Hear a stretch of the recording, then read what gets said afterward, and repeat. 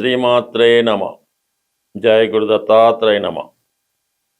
ఈ వీడియోలో మనం కుంభరాశి వారికి ఫిబ్రవరి 16 నుంచి 28 మధ్యలో జరగబోయే వార ఫలాలు పరిశీలిద్దాం.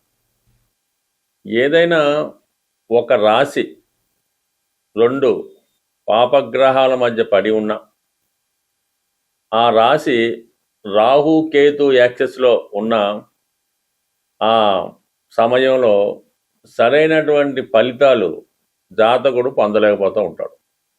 ఎన్ని అవకాశాలు వచ్చినా కూడా అవి కళ్ళెదురుగుండానే ఇతరులు తన్నుకుపోవడం కానీ, ఇతరులు మీకు వచ్చిన అవకాశాలని వారు ఎంజాయ్ చేయడం కానీ జరుగుతూ ఉంటుంది. కుంభరాశి ఇప్పుడు ఇటువంటి స్థితి ఎదుర్కోవడం జరుగుతుందన్నమాట. అంటే 2వ స్థానంలో శని, 12వ స్థానంలో కుజుడు, ఈ 2 పాపగ్రహాల మధ్య ఈ కుంభరాశి ఇరుక్కోవడం వల్ల ముందుకెళ్తే నుయ్య, వెనక్కి వెళ్తే గొయ్య అన్న విధంగా ఉంది. పోని రాశి యందు ఏదైనా ఒక శుభగ్రహం ఉంటే ఏదో విధంగా దాన్ని నెట్టుకు రావచ్చు, ఏదో ఒక ప్రయత్నంతో దాన్ని బయటపడవచ్చు. కానీ ఇప్పుడు రాహు అందున్నాడు, రవి అక్కడ రావడం జరిగింది.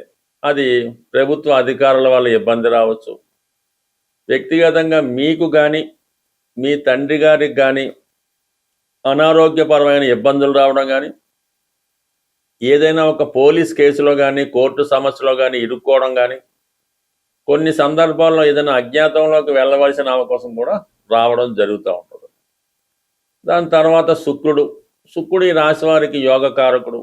శుక్రుడు కూడా ఇదే రాశిలో సంచరించడం వల్ల కొంతవరకు ఆర్థిక పరంగా సౌకర్యాలకు ఇబ్బంది లేకపోయినప్పుడు కూడా జాతకుడికి విపరీతమైనటువంటి వాంఛలు, కోరికలు పెరుగుతూ ఉంటాయి.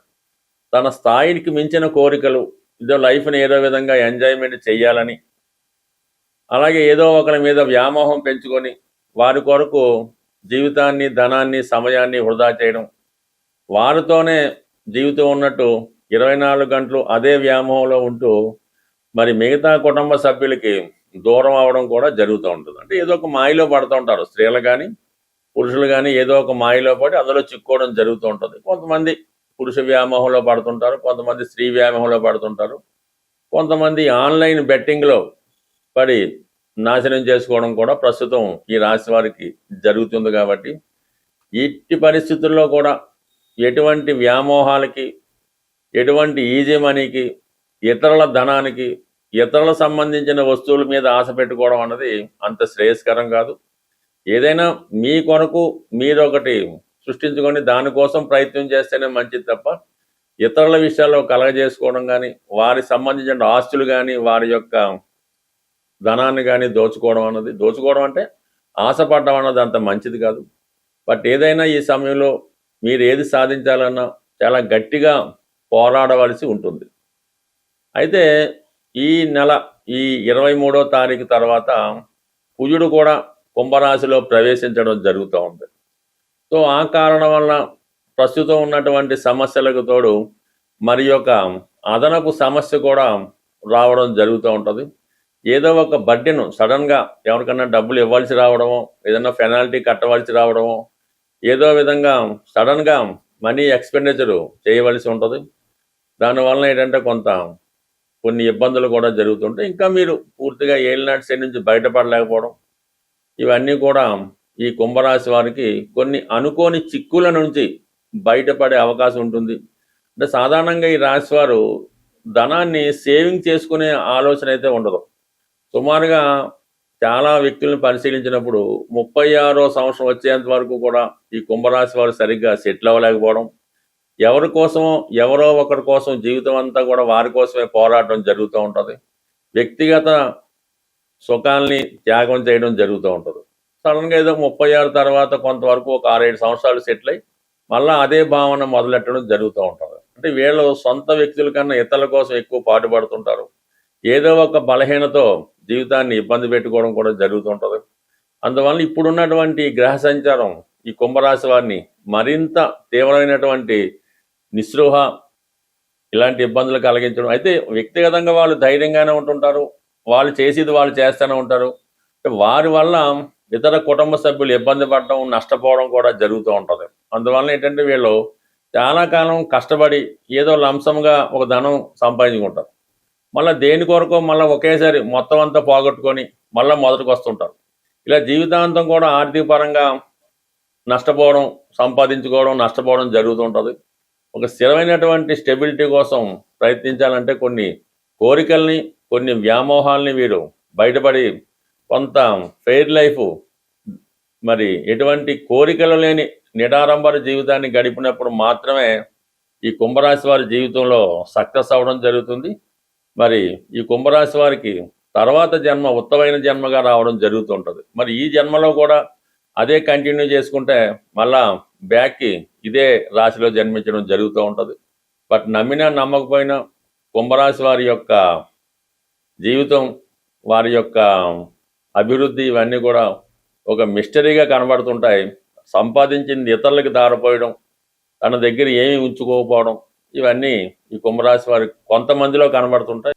ఎవరికైనా సరే ఇప్పుడు ఉన్నటువంటి స్థితిలో వ్యాపారం చాలా బాగా జరిగి సడన్గా ఆగిపోయి, రొటేషన్ ఆగిపోయినా, గృహంలో ముఖ్యంగా ఇంట్లో వివాహాలు జరగకుండా, మరి మగపిల్లలు సరైనటువంటి సెటిల్మెంట్ లేకుండా, ఆ కుటుంబం అశాంతితో ఉన్నప్పుడు, మొత్తం మీద ఆర్థికపరమైన సమస్యల సాల్వేషన్కి, వ్యాపారంలో అభివృద్ధికి, అలాగే శుభకార్యాలు తొందరగా జరగడానికి ఒక గొప్ప పరిహారం అన్నది చెప్పడం జరిగింది.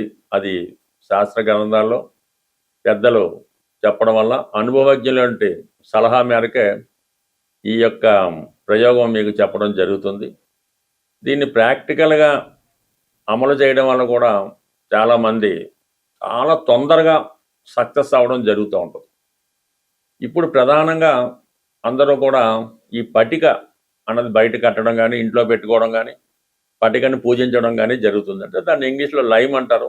అది వాటర్ ప్యూరిఫికేషన్ కోసం గతంలో వాటర్లో కలుపుతుండేవారు. ఇప్పుడు విరివిగా అన్ని పూజా స్టోర్స్లో కూడా దొరుకుతుంది. ఇది ప్రధానంగా పటిక. అంటే పటిక అన్నది అక్కడ ఉన్నటువంటి నెగిటివ్ ఎనర్జీ, ఏ రకమైనటువంటి నెగిటివ్ ఎనర్జీ అన్నా దాన్ని రిమూవ్ చేయడం జరుగుతూ ఉంటుంది. అందుకని ఈ సమయంలో మీరు పటికని ప్రధానంగా తీసుకోవాల్సి ఉంటుంది. అయితే ఒక 300 గ్రాములు, ఎక్కువైనా తక్కువైనా పర్లేదు, ఒక 3 ఈ పటిక ముక్కలు తీసుకోవడం జరుగుతుంది. అలాగే ఎరుపు క్లాత్, ఆకుపచ్చ రంగు క్లాత్, పసుపు రంగు క్లాత్, అంటే 3 రంగులు విడివిడిగా ఒక పాకెట్ సైజు, హ్యాండ్ కర్చీఫ్ సైజులో ఉంటే సరిపోతుంది. అవి ఖచ్చితంగా కొత్తవి మాత్రమే అయి ఉండాలి.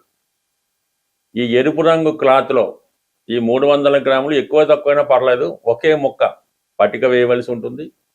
దాంట్లో ఒక రాగి కాయిన్, డాలర్ కానీ రాగి కాయిన్ కానీ వేసి దాన్ని ఒక మూటగా ఎరుపు రంగు దారంతో కట్టవలసి ఉంటుంది. అలాగే పసుపు రంగు క్లాత్లో, ఈ జేబ్రహ్మాల సైజు పసుపు రంగు క్లాత్లో ఈ పటిక ముక్క, ఒక దుంప పసుపు అని ఉంటుంది, అటువంటి పసుపు కొమ్మ ఒకటి వేసి పసుపు రంగు దారంతో దాన్ని మూటగా కట్టవలసి ఉంటుంది. ఇక ఆకుపచ్చ రంగు క్లాత్లో ఈ పట్టిక, అలాగే సిల్వర్ కాయిన్, తక్కువైనా ఎక్కువైనా కాయిన్ అయినా పర్లేదు, సిల్వర్ అయినా పర్లేదు, అందులో వేసి ఆకుపచ్చ రంగు దారంతో దాన్ని మూటగా కట్టవలసి ఉంటుంది. దాని తర్వాత ఈ 3 కలిపి ఒక తాడుతో శుభ్రంగా కట్టి, అది వ్యాపార సంస్థ అయితే వ్యాపార సంస్థ బయట, అంటే గుమ్మం, అంటే ఎవరైతే ఖాతాదారులు వస్తూ పోతూ ఉంటారో దానిపైన కట్టవలసి ఉంటుంది. అదే ఇంట్లో అయితే గుమ్మం పైన, అంటే గుమ్మం కింద మనం నడిస్తే పైన ఈ మూట ఉండే విధంగా మీరు అరేంజ్ చేసుకుని, కట్టే ముందు మాత్రం మీకు అనుకూలంగా ఉన్నటువంటి ఏ సాధనతారో, క్షేమతారో, లేదంటే ఏ బుధవారం ఆదివారం చక్కగా ఎవరికన్నా పెద్దవారితో కానీ, మీకు సర్వెంట్ ఉంటే వాళ్ళతో కానీ పైన కట్టించి వాళ్ళకి ఎంతో కొంత దక్షిణగానో బహుమతిగానో ఇవ్వాల్సి ఉంటుంది. కట్టిన ముందు మాత్రం ఒకసారి సాంబ్రాణి పొగ వేస్తే సరిపోతుంది. ఈ విధంగా చేయడం వల్ల చాలా తొందరగా మరి తిరిగి మీ వ్యాపారం పుంజుకోవడం, ఆగిపోయినటువంటి మీ అభివృద్ధి, శుభకార్యాలు ఏదో ఒకటి కంప్లీట్గా కొంత మూమెంట్ మాత్రం తొందరగా రావడం జరుగుతూ ఉంటుంది. న్యాయసమ్మతంగా ఉండవలసినటువంటి ఏ కోరికైనా నెరవేరడం జరుగుతూ ఉంటుంది. ఇది కొత్తగా అన్నది కాదు, గతంలో ఉండేది. రాను రాను అది కొంతగా తగ్గించి కేవలం ఎరుపు రంగులో మాత్రమే ఈ పట్టిక అన్నది కట్టడం జరుగుతూ ఉంటుంది. ఇంకా దీనికి కొంతమంది ఈ నల్ల జీడిపక్కలు అవి కూడా కట్టచ్చు. కానీ ప్రస్తుతానికి ఈ చిన్నపాటి రెమెడీ ప్రస్తుతం సక్సెస్ఫుల్గా వర్కౌట్ అవుతుంది. ఒకసారి ప్రయత్నం చూడండి, పెద్ద నష్టమే ఉంటుంది. కంప్లీట్గా మీకు కొన్ని కొత్త మార్పులు తప్పకుండా రావడం జరుగుతుంది. స్వస్తి.